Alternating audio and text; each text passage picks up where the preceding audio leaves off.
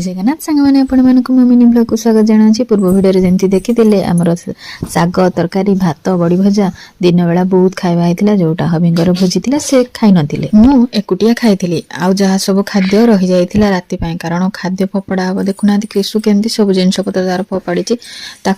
भात तरकारी को गरम करी बड़ी आ टमाटो टी भाजी दी मत कहीं जाने भात खाया इच्छा है तेणु मो आनी मुढ़ी आउ बंधाकोबी तरकारी हूँ ऑलराउंडर माने से सब जिनस खाई हम ता सहित टिके से चकड़ा चकटी जो करथिले ता सहित मु टिके लगे कि खाइथिले मते किंतु बहुत बढ़िया लागला। मु दिन बेले ही भाभी आज संध्या रे मुढ़ी आ बंधाकोबी तरकारी खाइ बोली। आपण मानको मुढ़ी सहित कौन कौन मिसे खाया को भल लागे मते टिके कहिबे तो। ता भीतर कृष्णर मन कौन हो जानी से मझे मझे डांस टी कर पकाउछि ताको खुआई पियाई कि मु आसथिली रातिर क्षीर गरम करने कृष्ण तो संध्या तार क्षीर पी देइथिला रहिले मु पीला बेले बेले बेले से टिके पी दिए कारण से टिके क्षीर पसंद करे आ साइड जो सर लगे सेटा को मध्य से खाए आ संध्या बेले से ही सर खाइला